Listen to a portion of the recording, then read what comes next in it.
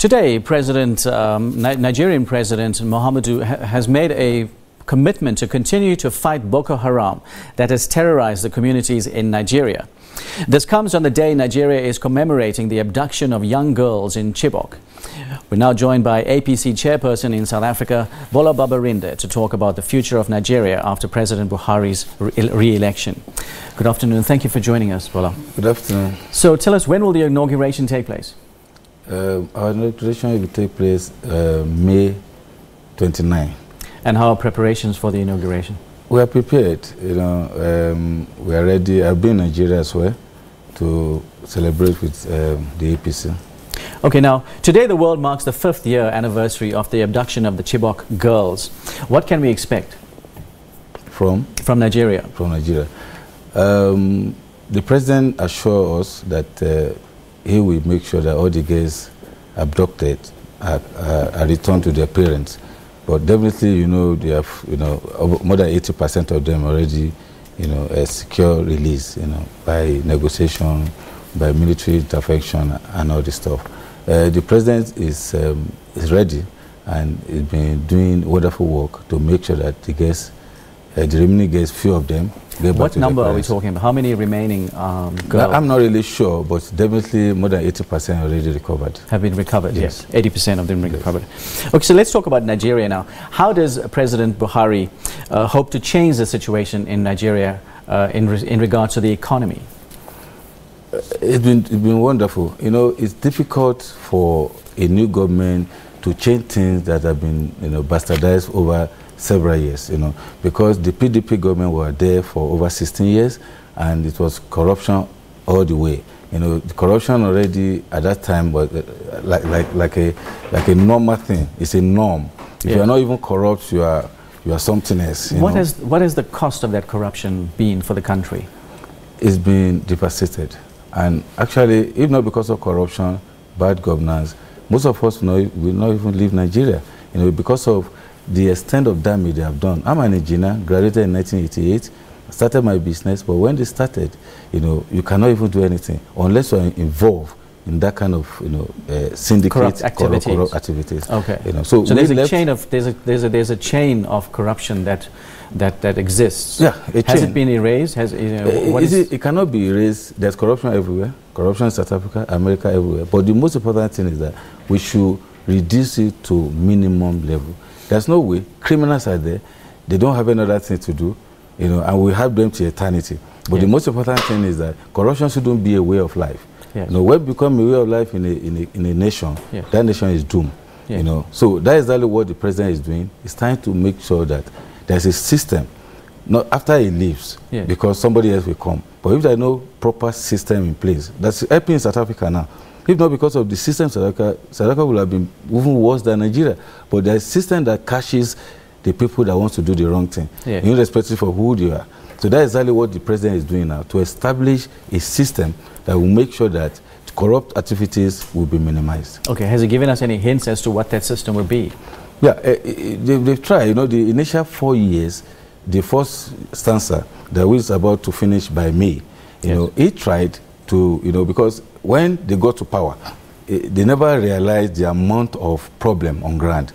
And coupled with the fact that our National Assembly, which is equivalent of Parliament in South Africa, they are not cooperative.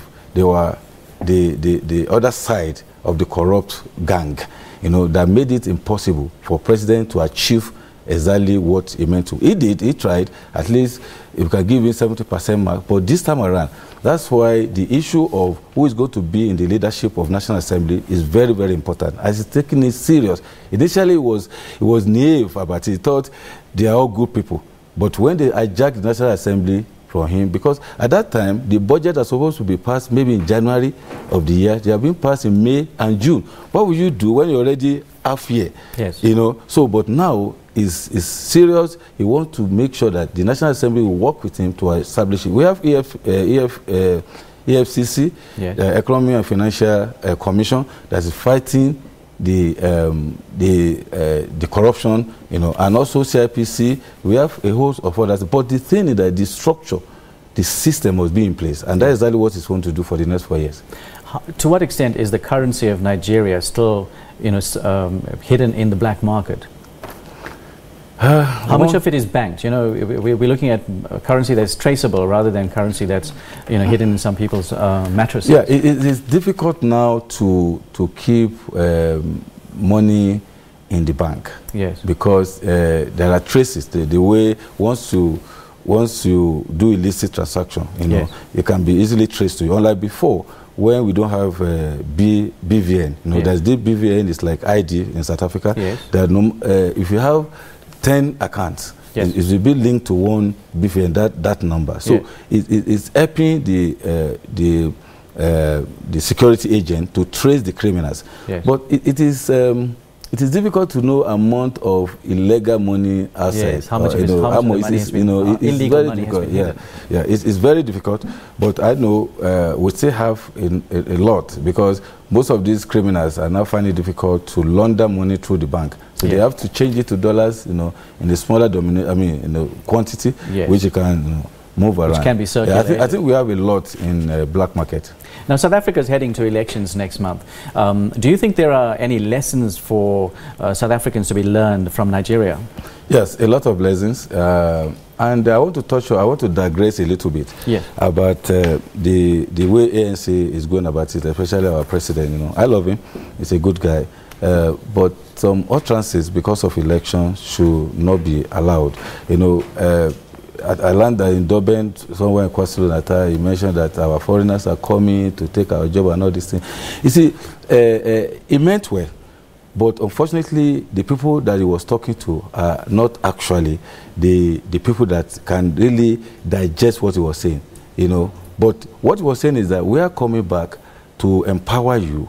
The foreigners will not come, they won't take your job, but they interpreted it differently to mean something else, But on the other side, what South Africa can learn, from Nigeria, we can learn both ways. They have structures already. ANC is powerful than any individual, but in our own case, the power, the party may not be as powerful as the president, unlike here, that the party control things, but we can still learn a lot from Nigeria. What we can learn from Nigeria is because the skill, our economy is in our hand. The black people, the Africans, we own the economy. The richest man in Africa is Dangote is in Nigeria. Yes. So he has factory all over. And what South Africa should do in terms of learning from us is to make sure that the economy of the country is in the hand of the majority, not in the hand of few. If they encourage the black South African and encourage the foreigners with skills, yes, to transfer the skill to the local, to play a meaningful role in the economy. Yes, of the country. we are brothers. We have the knowledge. We have there's no competition here. We need to work together, yes, and help each other, because some people say we are here to take their job. We are not here to. I have my own business. I'm not working for any government. For any private institution. I even employ, yes, and transfer the skill. I do publishing. I do training. I do a whole lot of things that I bring people from Nigeria to work, to do it here.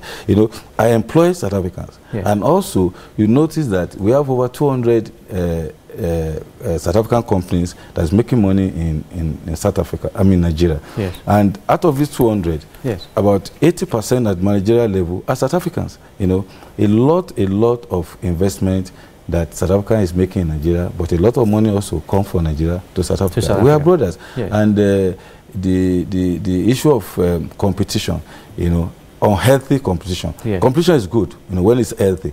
That I want to be number one. Yes. It's good, but when it's become unhealthy, yes, that is not good. So I have a very crucial question to ask you. Do you feel safe in South Africa? I feel safe, maybe because of where I live. When you live in security estate, you live in where people of certain level of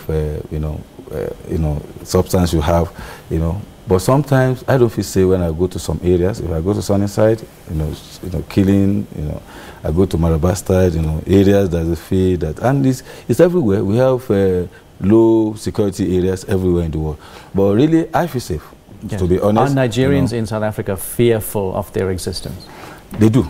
They do. Because when I interact with a lot of people that live in an area when they have a lot of uneducated South African, you know, that uneducated is saying that, you see, uneducated doesn't mean that you didn't go to school, but maybe I say uninformed, you know, because if you are not informed, definitely you don't know it, because they just say it's a Nigerian. You come here to take our wives, you come here to take our jobs, you know, like that. Because how can a cleaner say a doctor come here to take his or her job?